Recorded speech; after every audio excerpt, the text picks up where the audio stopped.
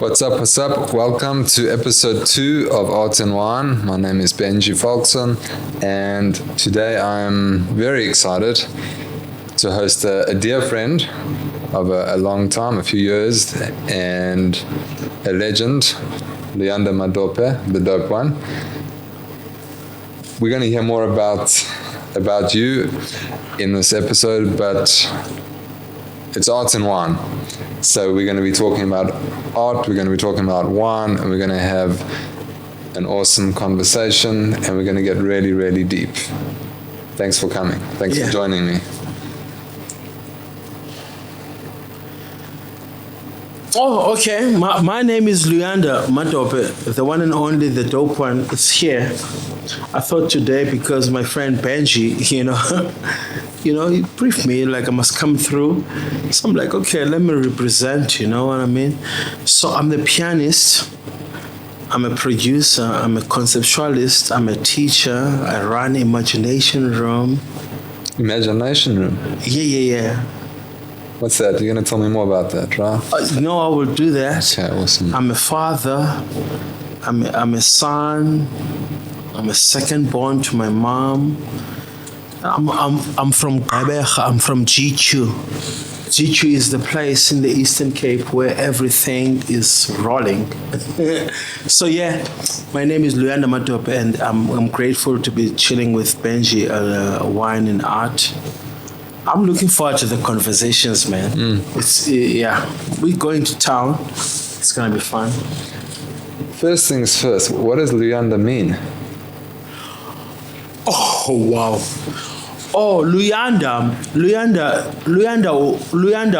my name. Yeah, just the direct translation. Yeah. Luyanda, it means expansion. Expansion. That's the one.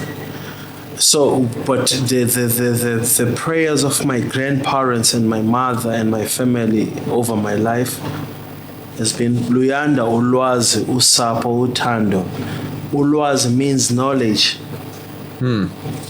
Usapho means family. Uthando means love. So I'm all these three things. Wow. And I happen to be a pianist, so... Well, I can personally say that your piano and your music does spread love. It's expansive and connecting.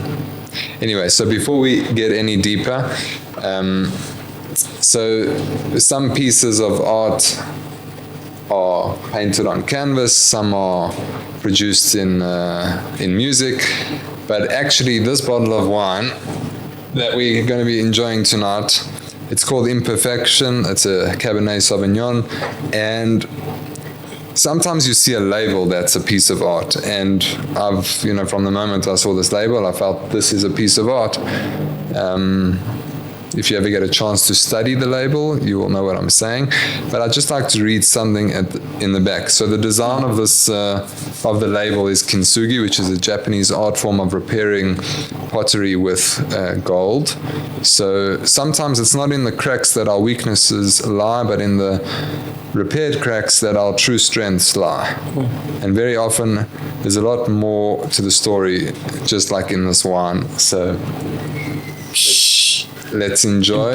Imperfection. Let's enjoy a glass of wine and get deep into the story.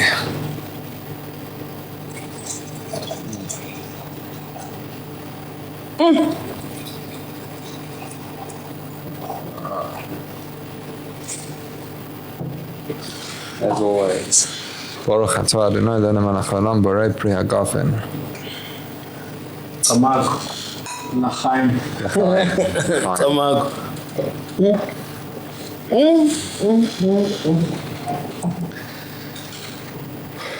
Oh, it's nice. It's just so easy to drink. So it says sometimes it's not in the cracks that our weakness lie, but in the repaired cracks that our true strengths lie. Yeah, it's written like all Yeah, it takes effort to read it because it's a piece of art, this label. It's reversed though. Some words are reversed. Yeah, they're Like upside down. The whole thing. It's so artsy. It needs to be studied. It's artsy. Let's enjoy this one and let's get a bit deeper. Let's get a bit deeper and talk about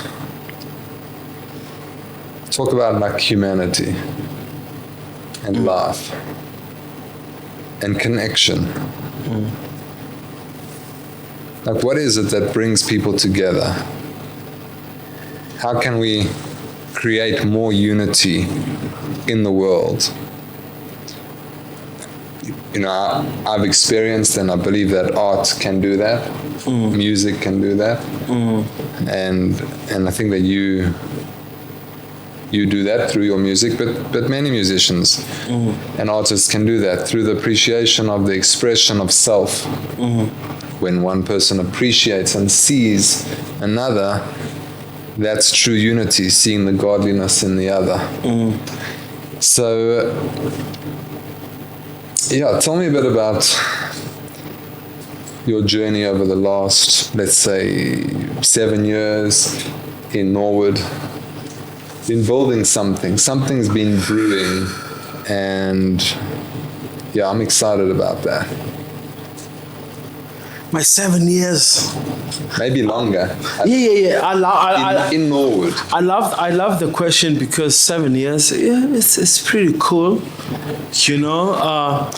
But Norwood comes to me, and over the first time I stepped my foot on Norwood is 23 years ago.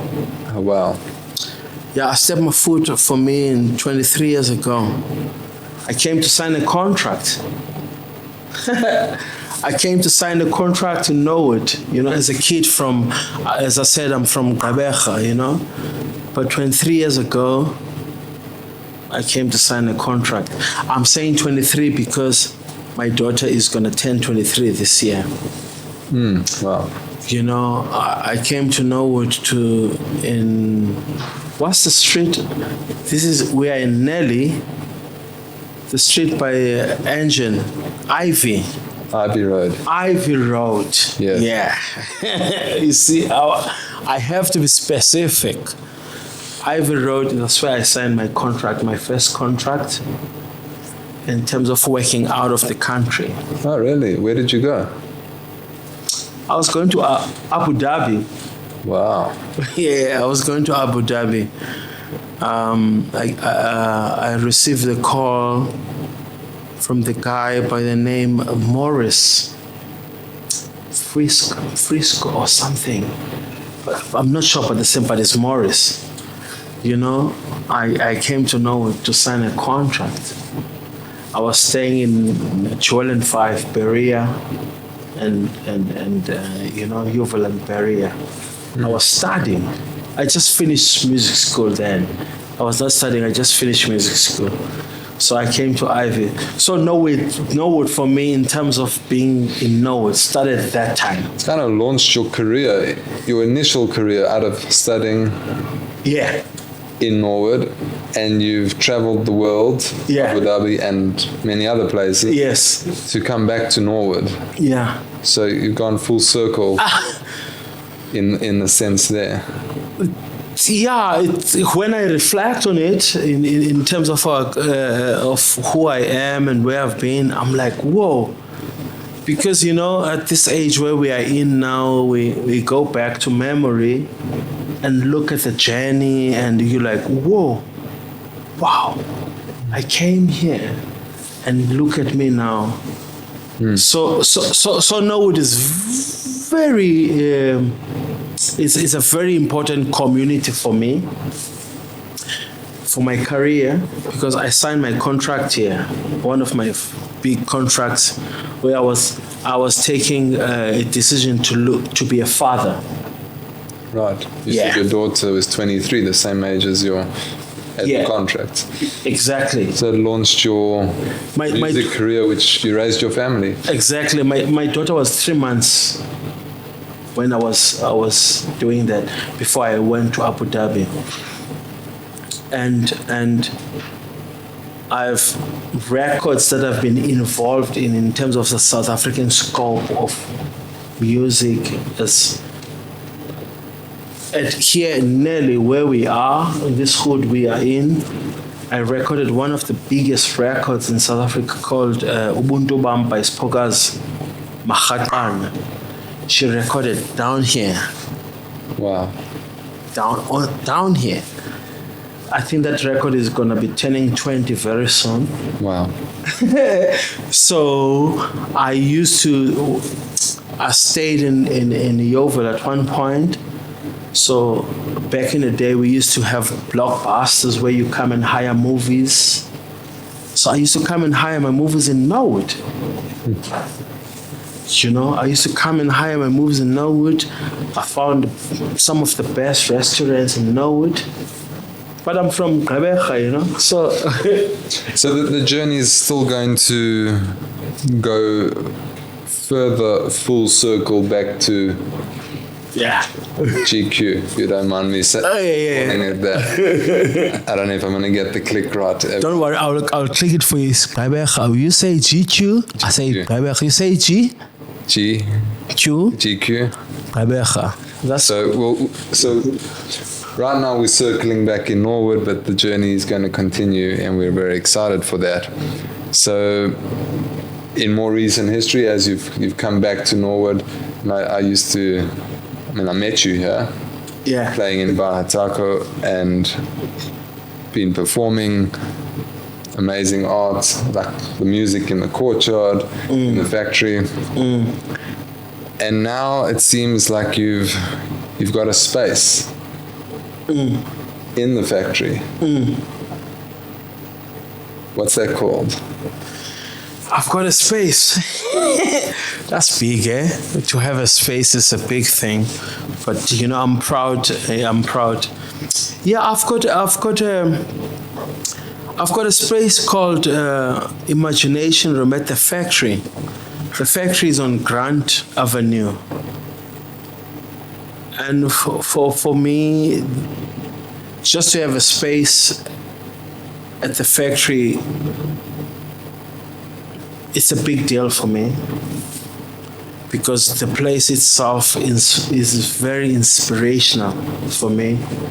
You know, when I reflect and my journey with the place itself, you know, the interactions I've had with different people from all over the world that I've met at the factory, you know, and to have my space at the factory is a big deal for me.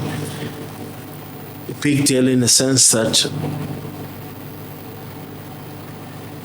all I dream about, or the intentions of who I am and what I'm about, I have freedom to express that, you know. And the factory is a very diverse place, you know. I don't have to explain diversity, but diversity is seeing different people from different culture, different religion, different background, meeting together and have a conversation openly. Right, open conversation. It's, you know, so to have my creative office for corporate protocol. You just described it as a place that you feel free to express yourself in the imagination. But what's amazing, and I think it talks to your expansive personality, is that I think everyone feels free to express themselves in the imagination room. If you've ever visited it, you would agree with what I'm saying. It's quite a magical place, the space that you've created. And I know when I visited, I almost like transcend time and reality and just an escape from the hustle and bustle of life. And I mean, just the name, the Imagination Room. That kind of says it all. It's just it's a room that you can go in and let your mind wander, imagine. And you've created that for yourself Yeah. but for everyone. Yeah, for myself, but most part of it is for everyone. For everyone. Yeah, the part of me that is for myself is more on credentials, if I may put it that way, of who I am, how I want to represent myself, what I'm about, but it's not about me. Imagination Room is not about me. No.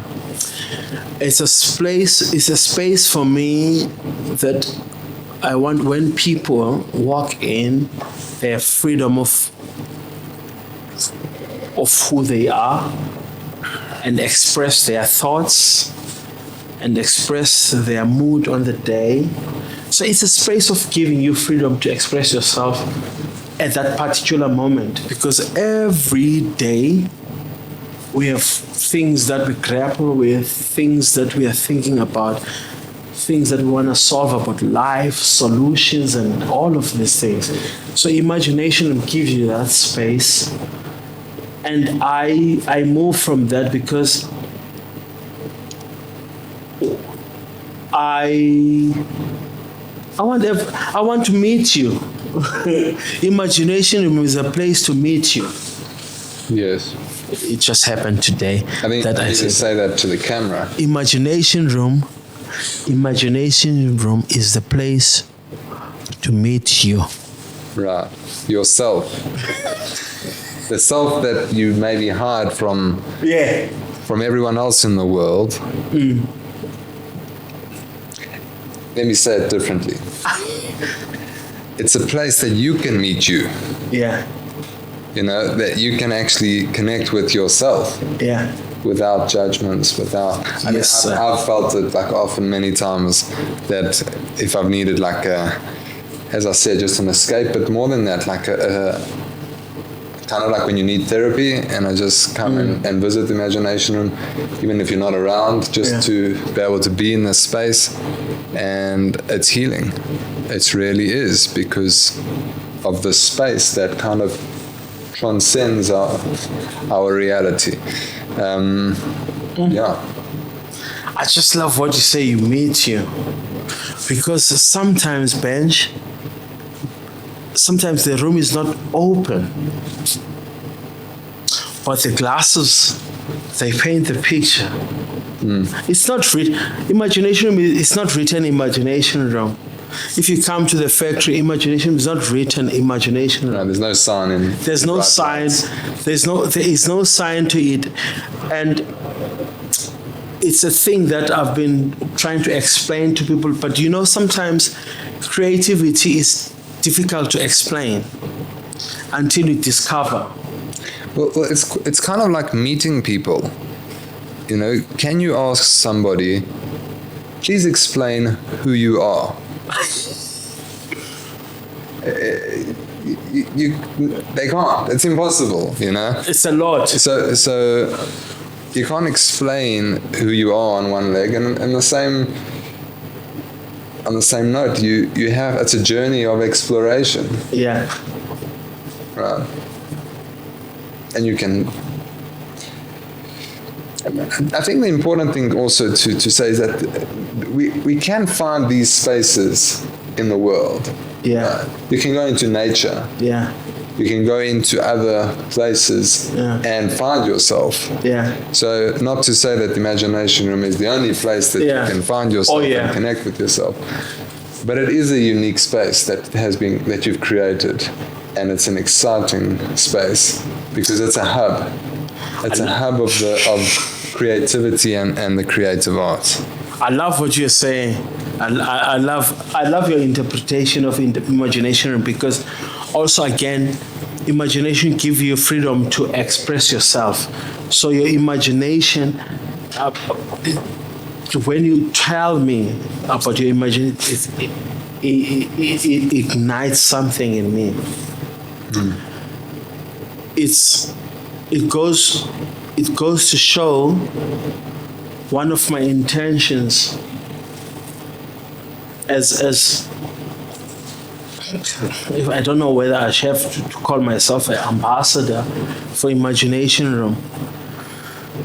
Because if I'm an ambassador, I want to represent this place with all the things I've done, from producing, writing, composing.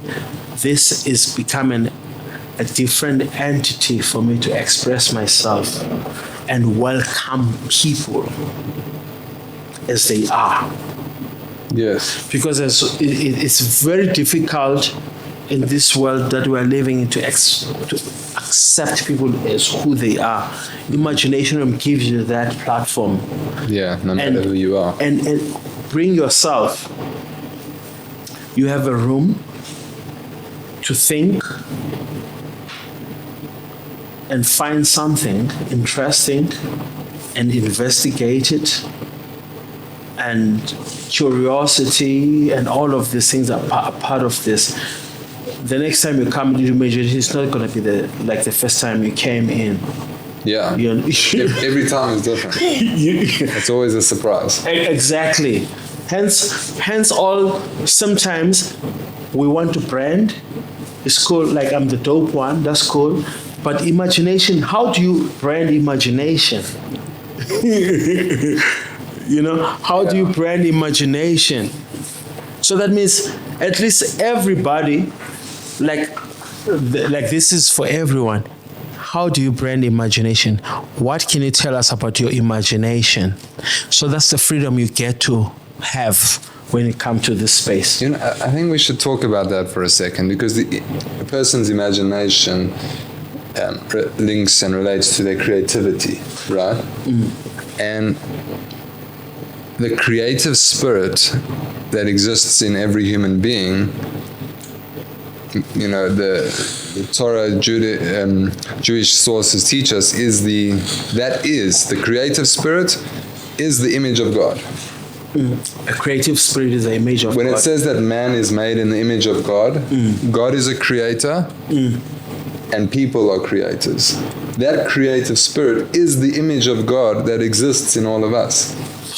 And each and every one of us have a unique version of that image of God, of a creative expression that not only we want to express, but God wants us to express. God wants it expressed.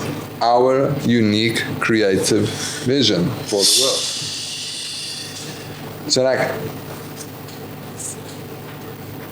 we actually have an imperative to tap into that as individuals. We have to tap into our own creative expression.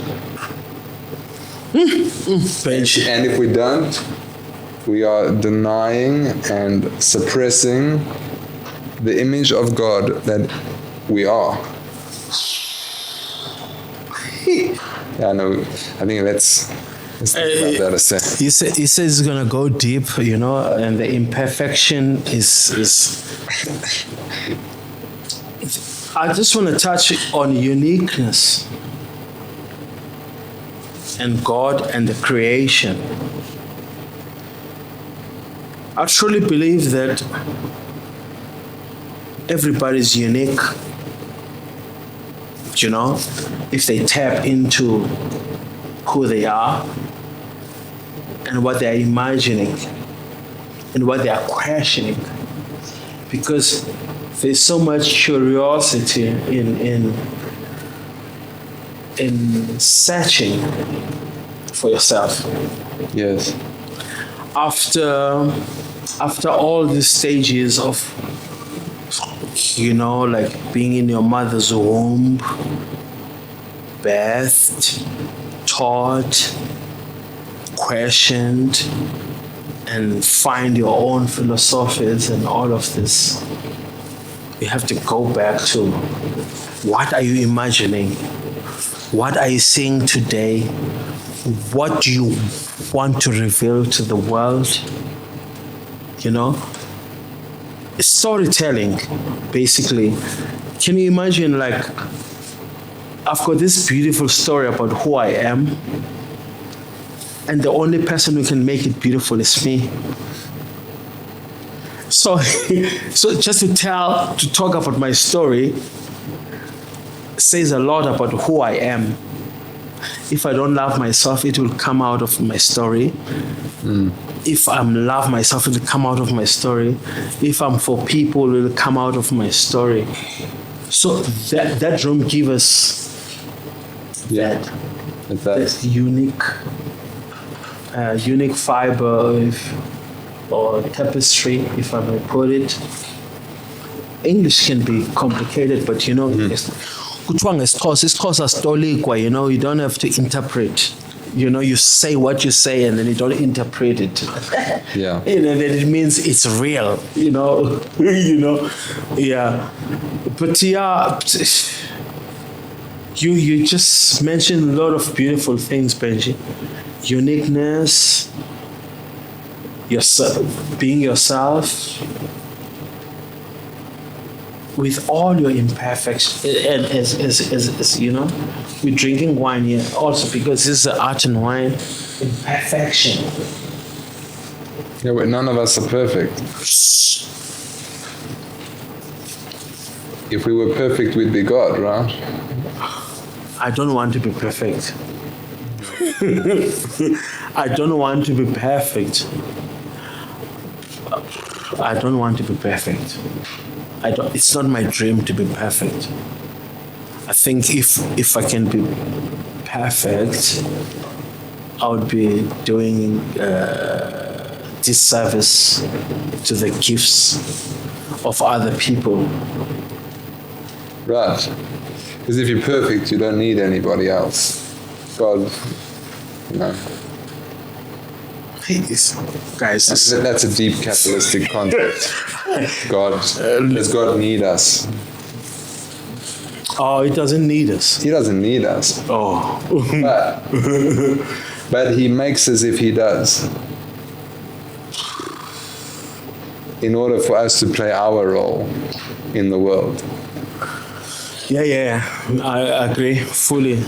I fully agree. God doesn't need us, but he contracts himself and makes as if he does in order for us to show up and play our part in his world. Shoo. Yo, that's the truth. In Zulu, this one is deep. In Zulu, it means it's deep. Because truly, there are things that are happening in my life about who I am and where I am and where I want to go that I cannot explain to anyone. They're very personal. And these conversations with myself and God, it's only between me and God. The only truth that comes out is if I leave that. The truth I pray for, the truth I want to live, the truth I want to share with others. Is it really what I had a conversation with God with about? Yes. So I'm after that. I'm after the conversations I've had with God about my life and who I am and what I'm about and what I want to bring, what I'm bringing to the world. And connecting, you know, because I truly believe in conversation, there's connection. That's why I'm sitting even with you here right now.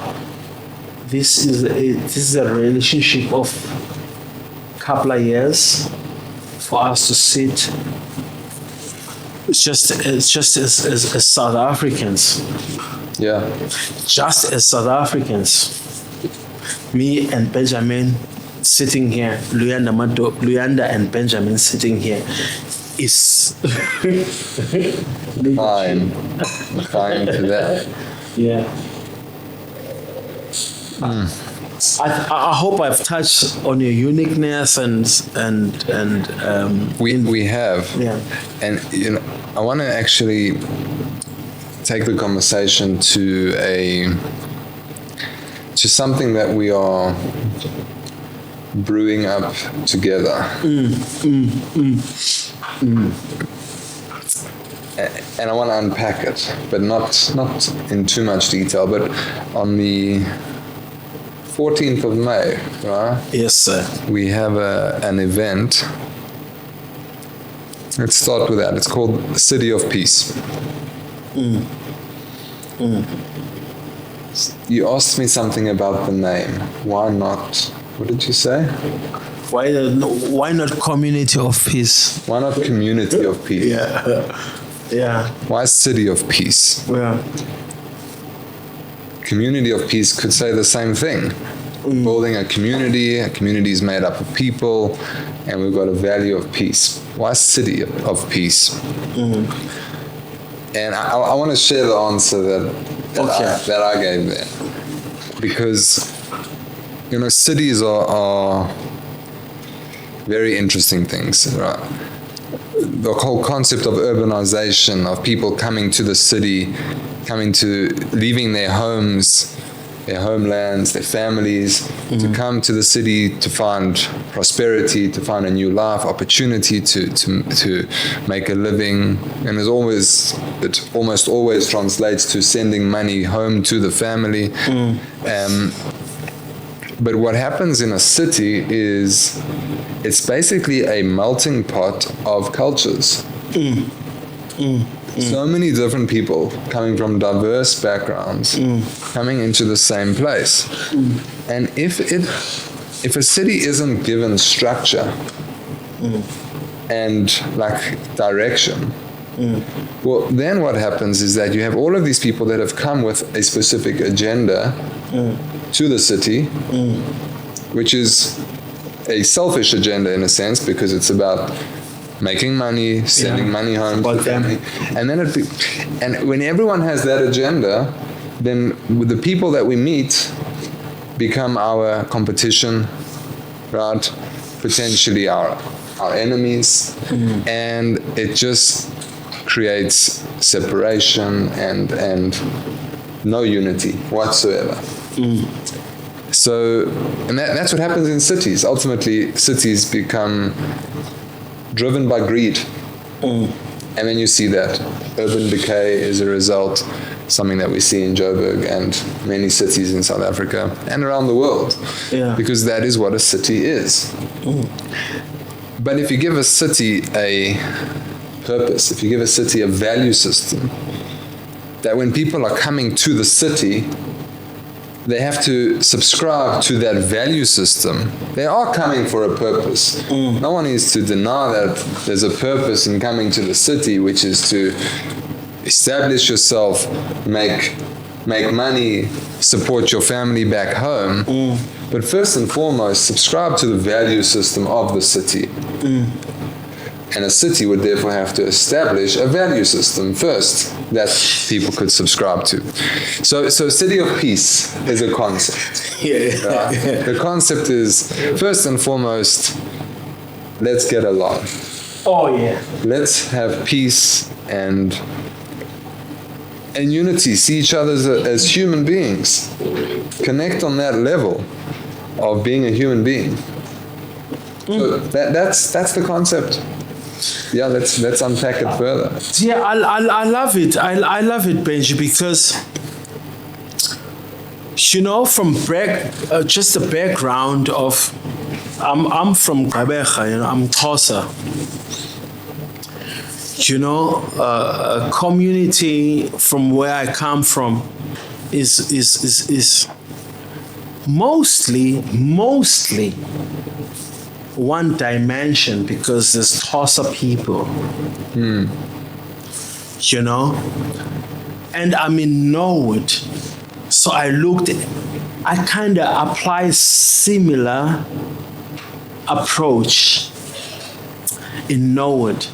But the difference being in Norwood is not everybody's Xhosa. Right. Now that's one, but that's community. So I approach community from GQ, where I come from, but now I'm trying to apply it in a city, in Johannesburg. It's a different ball game because here, like here in the factory, you'll see a Jewish guy, you'll see a Xhosa guy, you'll see an Ethiopian guy, you see a Nigerian guy, you see Ethiopian guy, you see, From all over. all over. You see an Italian lady, you see a French, you see it's very diverse. You see a German lady. So when we were discussing about the city of peace, and then because I wanted to stick with the community because I'm in Norwood. You warn me to the concept. Yeah. I that's why I lean more on the city of peace, because I know that in Johannesburg you'll find different nations and different tribes. And what you're experiencing in the factory is not everywhere in Johannesburg. In terms of community, it doesn't exist. There's pockets of it. But what you said about, one-dimensional coming from GQ, Yeah. being Xhosa, Yeah. I've experienced that as well. Yeah.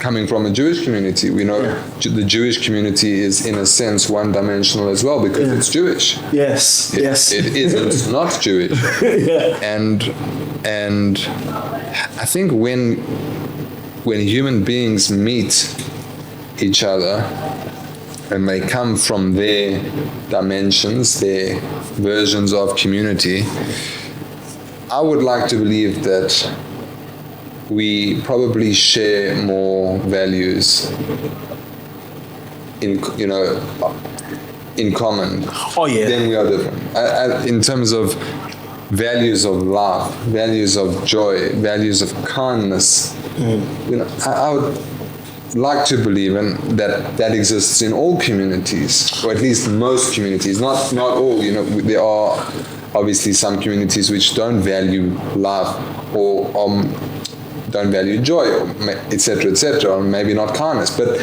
as a whole, the majority, I would say, do. And it's eye-opening, it's warming, it's embracing to meet other human beings and connect as human beings. Oh yes, I agree with you, Benji. And also, just to expand on it, it's true that we come from these communities with similar mindset, because I can tell you, I'm as a kid from GQ, and I know that if I speak to a kid from East London, Kukombo, or Cape Town, like Kwalanga, there's going to be a common dialect, there's going to be a common tradition, there's going to be a common perspective on how we look at things. But the city, like as we are seated right now, never in my wildest dream that I'll have a Jewish friend. But now I have Benjamin as my friend. Do you know what I mean? Never in my wildest dream I'll have Ethiopian friends. But I've got friends from Ethiopia. Never in my wildest dream I'll have friends from Nigeria. I work with Nigerians from Kenya and Italy and France and Germany, all of this. But all these people are meeting in the city. Right.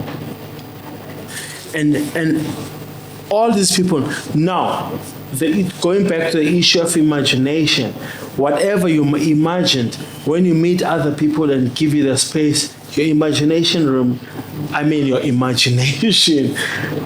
gets to be challenged in how you look at the world, how you see the world. And then it gives us this type of conversations where now you not let go of your upbringing, you park it, Yes. and give an open mind. To learn something new. Learn something new, because It can be taste, it can be sound, it can be perspective. Because from the foods itself, we're talking about wine now already. I'm not a wine connoisseur. Neither am I. You know what I mean?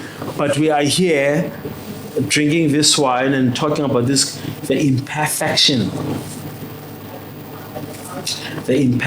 of who we are, because we will never be perfect.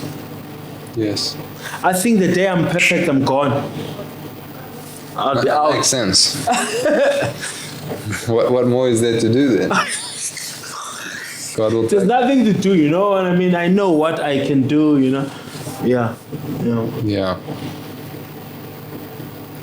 So just carry on the journey of striving for perfection, growing, embracing the imperfection, and Exactly.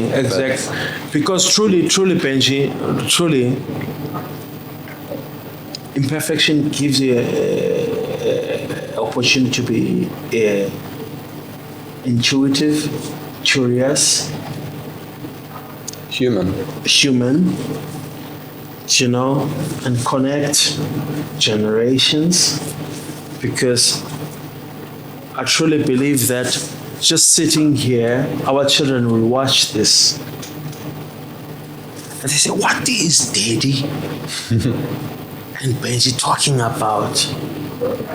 And you know, that gives us a better future conversation, future outlook, and possibilities of the space like the factory, you know, where, you know, if you're in Johannesburg, going back to the city of peace, you know, you say, hey, I'm in Johannesburg, I need to go to the factory because I heard Luyanda and Benji talking about this. Let me go and experience this and see if what they are talking about, Is it real? is it real?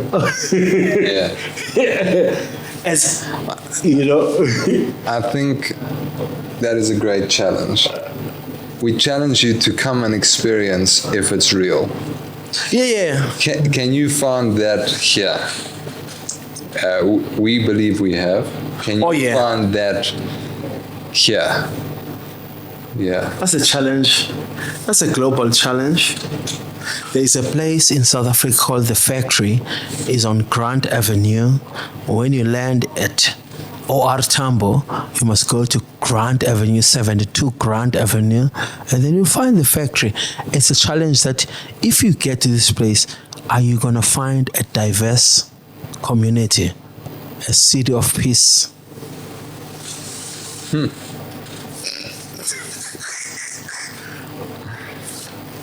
L'chaim to that. Oh, yeah. Oh, I think that's positive.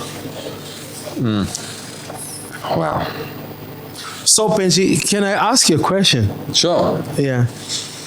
Because you're my friend and Imperfection, it's not my first time to drink Imperfection, but it's a delicious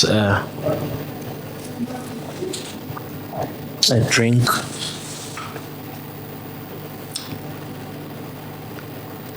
You're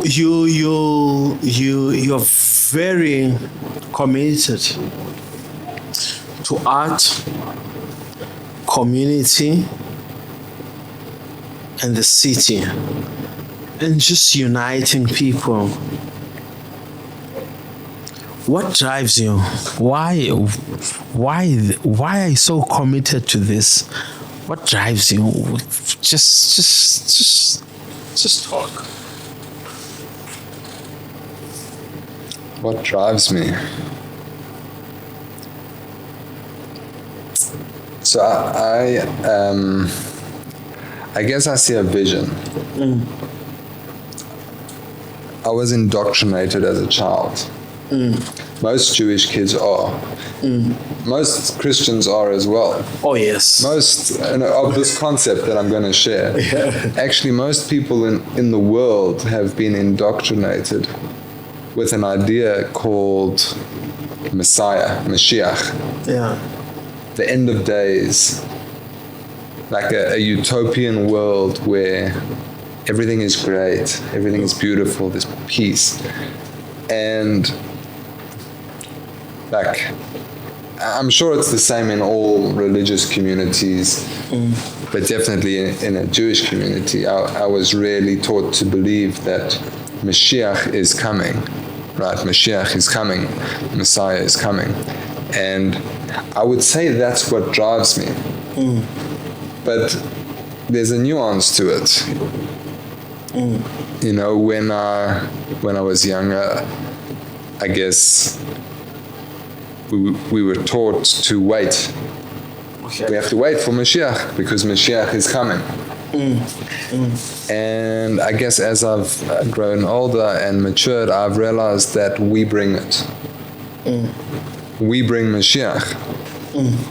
Everything that era in human history is supposed to be, that utopian state of humanity, of peace, where everybody gets along, we create that every single day through our interactions with other people, through the things that we do, that we commit ourselves to. Now, notwithstanding, you know, keeping the laws of Torah and Judaism, fulfilling all the laws of what it means to be a Jew, but this concept that we're waiting for Mashiach, like for me to live as a Jew means that every day I'm going to try and make the world a better place. And I think most Jews live like that. But I do see it in a global sense. I do. In that, like in the end of days, humanity is what it's going to be about. Now, just to take it back and put it into perspective, Abraham was given a mission. Abraham and his offspring were given a mission to be the torchbearers for humanity. And that's very deep. And, you know, for me, I deeply connect to what it means to be a Jew, to be a torchbearer and a light in terms of carrying a value system. But where do you carry that value system to? To the world. And you do it through everything that you do. Going to work every day, greeting a person in the street. But we bring that, in the end of days, it's a human story. I really believe it's not a Jewish story, it's a story of humanity. Adam wasn't a Jew. Abraham, let's say, was the first Jew. Even Abraham, he was known as Avraham HaIvri, the Hebrew. And that comes from the word, from being on the other side. He was controversial. But Abraham was the most controversial man in history because he introduced monotheism, one God, in a world of paganism. And that was the mission of the time. Now, the majority of the world is monotheistic. If you just think of with three major religions, if you include Judaism as one of them, even though it's a very small number of people. But Judaism, Christianity, and Islam all believe in God. That's really the majority of the world, believe in one God. And I think there's what to unpack there in terms of the discussion. But ultimately, this is a human story, and the message of peace is for all people. The world that we create for our children and our grandchildren, that's what we're doing. I just love the topic, a human story, because a human story is a personal journey. It's a personal journey of us, even just sitting here, Benji, just sitting here as South African kids who are seeing beyond what the norms and the perceptions and all of this, you know, because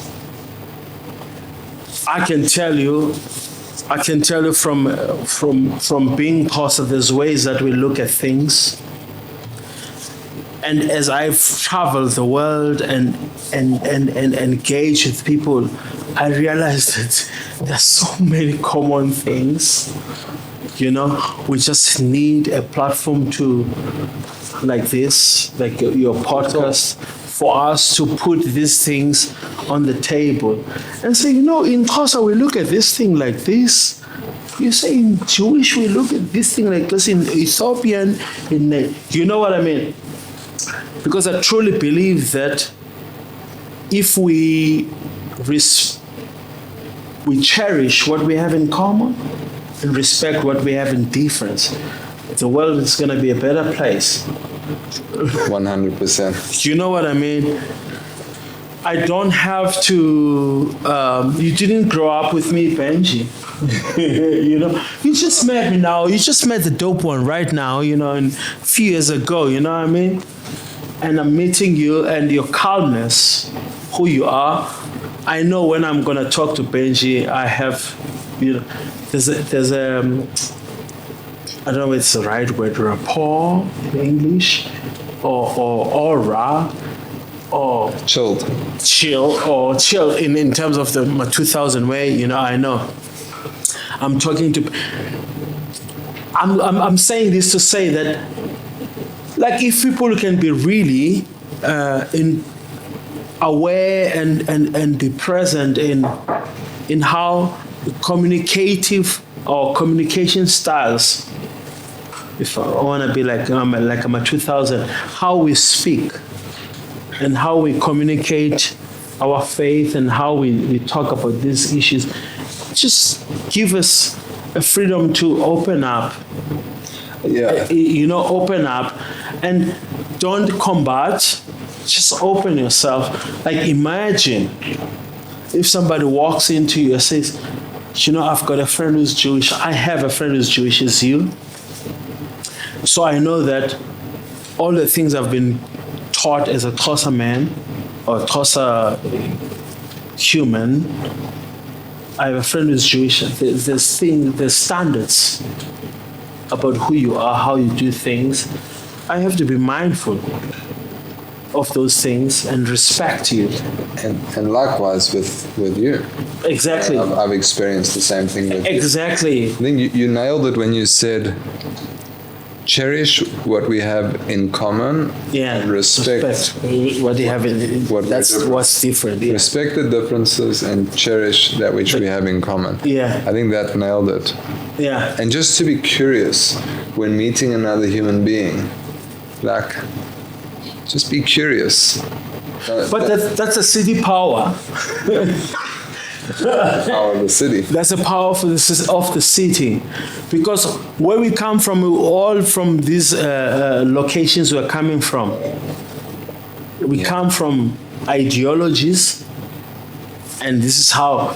Kuthiwa ngeXhosa izawenzeka kanje. Asova ngawo uzomamela mna. You're gonna listen to me what I'm saying. Do you know what I mean? I guess even in Jewish, in Ghana, in Nigeria, there's ways of doing things. But when you come to the city, going back to the peace, city of peace, when you come to the city, now you are faced with this different ideologies, different approach to situations, different approach to dress code. That's another topic. Yeah, another topic. I think, Luyanda, I think we have to wrap it up for tonight. We could probably talk for hours, and we're going to definitely have a part 2. And maybe we could say, we'll see you in the city of peace. We'll see you in the City of Peace, and Benji will be at Imagination Room next time when we're here, so that you get to understand my way of thinking. Maybe you'll interview me more on that. But the City of Peace, and stay tuned. Stay tuned. We are onto something.